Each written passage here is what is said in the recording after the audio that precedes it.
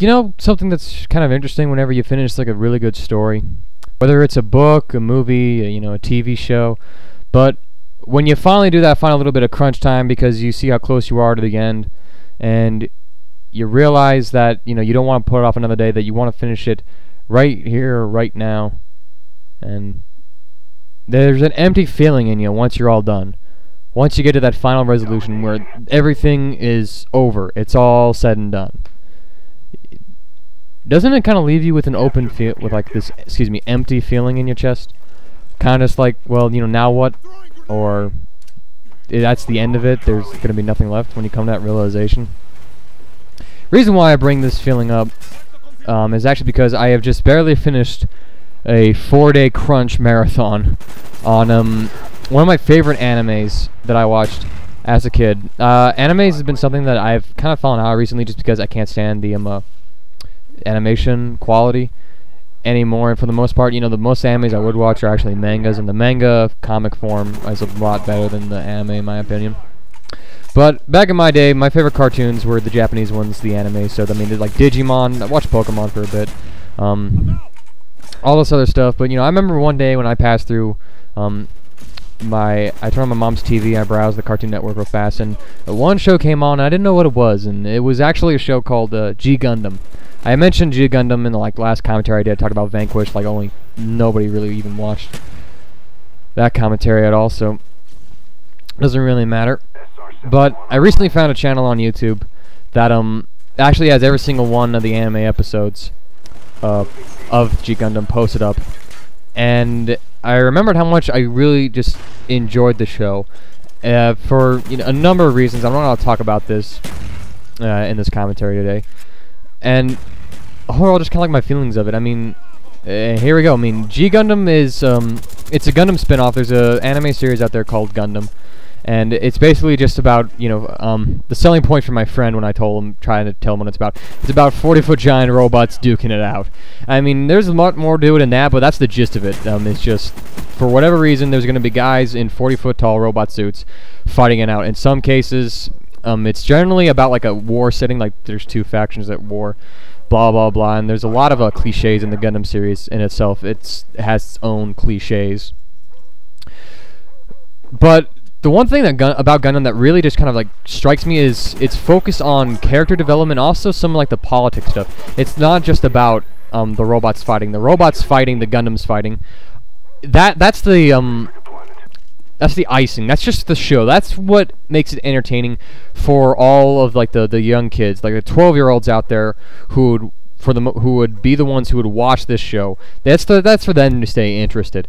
But when you get past like some of the effects and whatnot, which are good effects, mind you, I mean, if you get into it, when you get into the story and the narration, it has some of the best stories out there that I can tell. I mean, like, for example, and let me elaborate here, the plot for Gundams are mostly the same. When I say a plot, like the overall scheme, two factions at war, blah blah blah blah blah. But the plot always focuses on different characters with their own, you know, things as they try to work themselves out. And there are a few cliches that all the characters follow. You know, they don't want to fight, but you know they got to do it anyway to protect their friends, blah blah. I mean, that's a Gundam cliche, to be honest. But overall, I mean, it's really well told. The story is well told, and the plot is sensical. And I'm going to kind of focus on G-Gundam right now. G-Gundam doesn't really follow the typical Gundam story. G-Gundam is basically about, in the future, the human race has all moved up for the most part. Everybody has gone up and to live into space in these colonies. And in order to prevent war from breaking out between the colonies, they host this big tournament called the Gundam Fight. All the Gundams gather together every 4 years, and you know, whoever wins gives the right of their country that they represent to rule all of space for the next 4 years. And that's their scheme to, you know, kind of avoid war breaking out with the colonies and all the lives being lost, blah blah blah blah. And it focuses on Japan. It focuses on the story of Japan's fighter, Domon Kashu. And I won't talk too much about the plot. I don't want to spoil anything away, but he's got an agenda on the list other than the Gundam fight, and the story and like the presentation is cliched anime. I mean, the characters all get stronger, you know, by doing martial arts training, and they can do crazy stuff, and there's no real explanation for that. You just assume that they can because they're a fighter and they can do ridiculous stuff, you know, like jump 20 stories or whatever. But I mean, you roll with it. You roll with it. They're fighters. They're, you know, superhuman in a sense. Just roll with it there. Their special moves, they always say like the name of their attack whenever they do a special super move thing. Blah blah blah. All the characters will sometimes break out in random laughter to show that, hey, you know, we're all just like friends here, we're all having a good moment here. All the evil villains will do like a quick monologue, and then they'll do the maniacal laugh. You know the laugh. This is to remind the audience that I am the villain here. You should not be liking me right now. I mean, that stuff's cliched. I mean, G-Gundam is a cliched anime as far as from the presentation goes.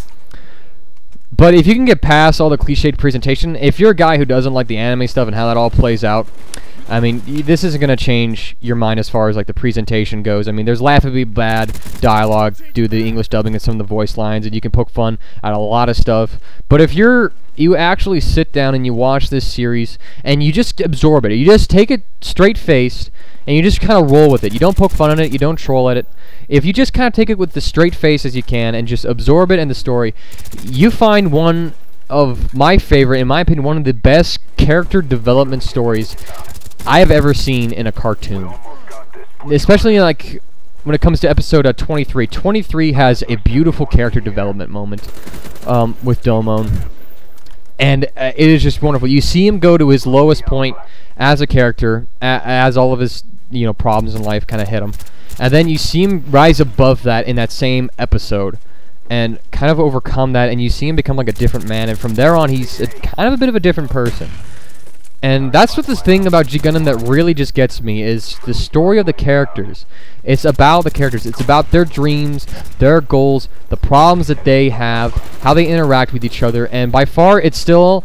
G-Gundam has by far one of my favorite love stories of all time when it comes to these cartoons and whatnot. And I bring this up because I watched this thing all the way through, all 49 episodes in the past 4 days, and I still love it. I mean, you can troll it hard and you can laugh at it really hard, but I mean, I took it with a straight face just for kicks and giggles, just to see how well it's aged. And in my opinion, it's aged really well. And honestly, I think if you can take it with a straight face, as an adult, you can still appreciate it, because it's not stupid. It's not like oh man, it has an ending to it. It's not like Pokemon that goes on out forever and it's the same thing over and over again. I mean, each episode has a little bit of a different take, and overall, I mean, if each individual episode won't really stand out, but the story and the series as a whole, in my opinion, and you know, this is just my opinion. I mean, everyone's entitled to their own opinion. If you can't get past your own little biases against like an anime, or you think it's crap, you know, or whatever, I mean, that's fine, but in my opinion, it's still one of my favorite cartoons of all time, and I'm going to actually leave a link in the channel in the description. So if you're the kind of guy who likes any of this stuff and you haven't ever seen this before, or you just kind of want to know what I'm talking about, if you're open-minded, go ahead.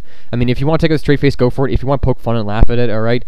But I'm just kind of sharing this because I just had a great, you know, past couple days watching it, and I think, you know, it's just important to kind of share some stuff. And while we're at it, what has been like one of your favorite cartoons from when you were a kid, and looking back on it, do you think it's aged well for you? Alright, let's get at the discussion in the comments section. So talk about our favorite cartoons. Let's do that in this video. Talk about our favorite cartoons. Anyways, I hope you guys are having a fantastic day and week. Apologize for no Black Ops thesis statement. Those are going to come out a lot less frequently because I'm just not playing Black Ops. I'm pretty busy right now. So I'll see you when the next one comes out. But thank you guys for watching this. I hope you all have a fantastic day.